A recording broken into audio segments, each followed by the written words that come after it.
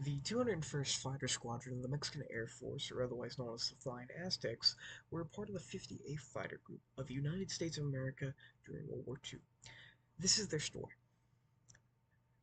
When the war began, President Lázaro Cárdenas del Rio declared neutrality when Germany invaded Poland, but he did condemn the subsequent invasions of Norway, the Netherlands, Belgium, Greece, and Yugoslavia.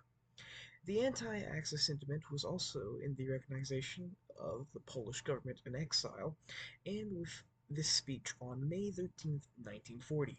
On behalf of the Mexican nation, I send my message of protest to all the countries of the world for the new outrages committed by the militaristic imperialism that has attacked Belgium and Holland, with, without encountering any other obstacles than the heroic defense of the invaded peoples, while other countries, forgetting their responsibilities, have assumed an expectant and indolent attitude.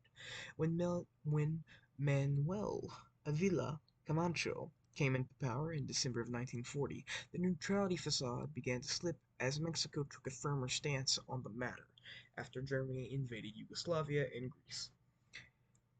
He declared that once again the German armies have invaded by force the territory of neutral country, abusing its military potential. For those who still think neutrality is a guarantee of peace and salvation, the case of these two nations, small for their territory but great for their sense of dignity and for their generous love of independence and sovereignty, it should serve as an example and also as an encouragement. Manuel also declared that no Mexican products were to leave the American continent. When Pearl Harbor had been attacked by the Japanese, Mexico broke off all relations with Japan, thus causing German U-boats to attack the Mexican merchant vessels. When a German U-boat sank an a Mexican oil tanker, the Potrero del Llano, the Mexican government sent out a protest of aggression. If by next Thursday, on May 21st, 1942, Mexico is not received from the country responsible for the aggressions complete satisfaction, as well as the guarantees that the indemnities for the damage suffered will be duly covered, the government of the Republic will immediately adopt measures required by national honor. Mexico had received only one response from Germany, and it was a new attack on May 20th. Another oil tanker, the SS Faja de Oro, was sunk in the Gulf of Mexico by a German torpedo on May 22nd. The President called an extraordinary session of the Congress of the Union to grant the executive power to declare a state of war between Mexico and the Axis countries. Before the Congress, Avila Camacho said the following: "The attitude that Mexico takes in the present eventually is based off on the fact that our determination stems from a need for legitimate defense. We know the limits of our military resources. We know that, given the enormity of the international masses in the conflict, our role in the current conflict will not consist of extra-continental war actions for which we are not prepared." Now, we move on to the Eagles. Side tangent, this is my first video uh, about World War II history, so I apologize for the little quirks and the fact that it's not really that well explained. The famed squadron left Mexico for training in the United States on the 24th of July, 1944. They arrived at Laredo, Texas on the 25th of July and moved on to San Antonio, more specifically to Randolph Field, where the personnel received admission tests and medical examinations in weapons and flight proficiency.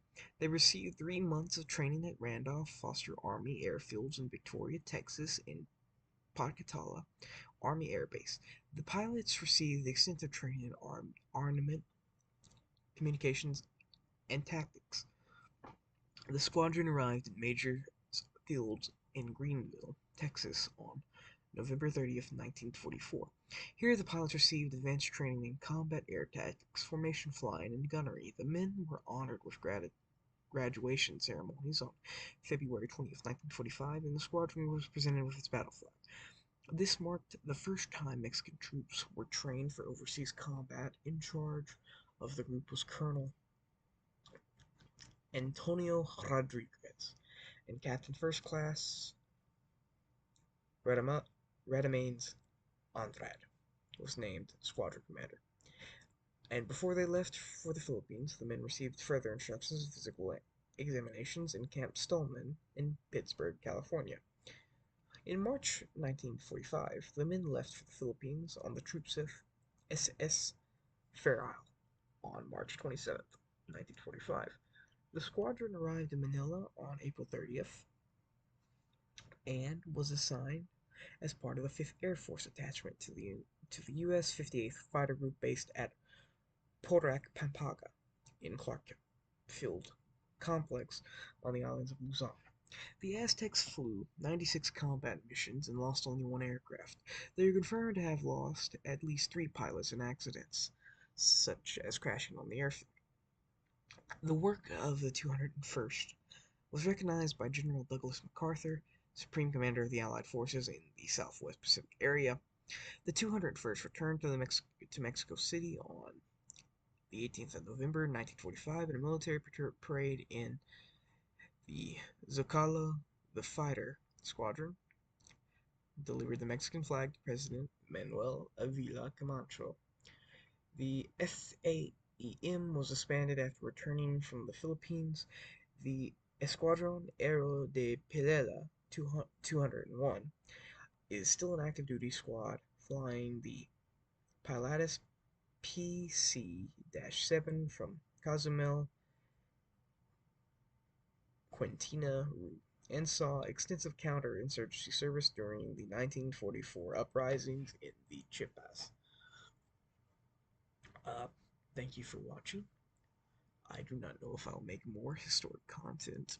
This is more a thing just to see if I can do it. I apologize that most of this is just me reading from a Wikipedia article. However, the first half was almost entirely written by me. It sort of teetered off at the end. So yes. Yeah. The 201st Flying Aztecs. I thought it was a nice little story to